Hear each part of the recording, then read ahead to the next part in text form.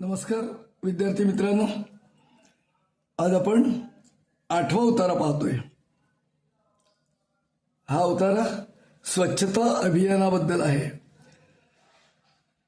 त्यामुळे हाही उतारा येण्याची शक्यता आहे. आपण नीट पहा. अधुना सर्वत्र संत गाडगे बाबा नागरी स्वच्छता अभियानस्य प्रसारः भवति. एतत् अभियानं तु अतीव उपयुक्तम. स्वच्छतायाः महत्त्वं तु सर्वे जानन्ति, किन्तु न केवलं स्वगृहस्य स्वच्छता अपि तु परिसरस्य स्वच्छता अत्र अभिप्रेता.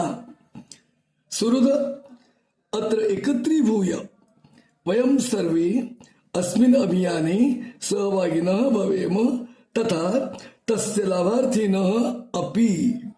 एकस्मिन् दिने किमपि परिवर्तनं न जायते, किन्तु सर्वत्र विविधैः अल्पसमूहैः अंगीकृतं स्वच्छताभियानं शनैः शनैः सफली भवेत्.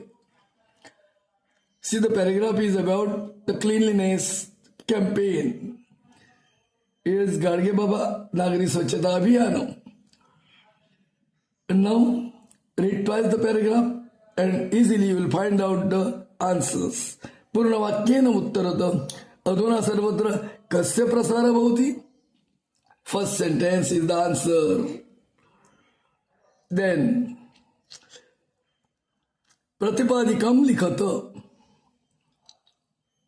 इथे मात्र अभियानम हा शब्द नपुसकलिंगी आहे, पण याचं उत्तर अभियान असं आहे. म नाही आहे आणि विसर्ग पण नाही.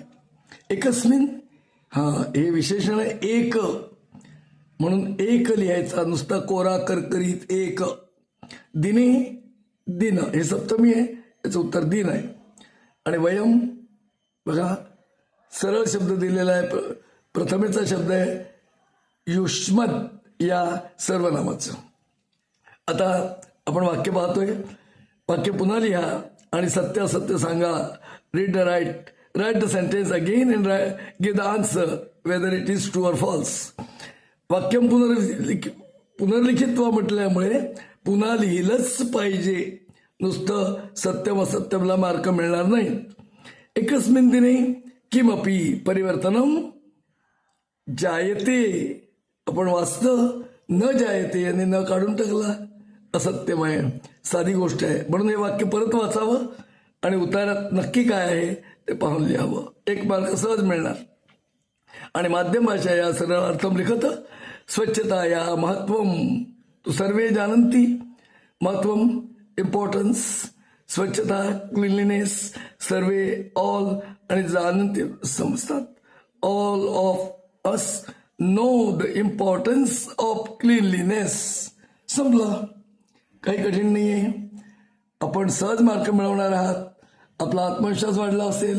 निदान या 10 दिवसामध्ये 10 उतारे ऐकून आपल्याला आत्मविश्वास येईल, हिंमत येईल. म्हणजे इंग्रजीमध्ये कसं आय कॅन, तुम्ही मनाशी ठरवलं की तुम्ही करू शकाल. आणि जर मनानेच खचलात तर काहीही होणार नाही.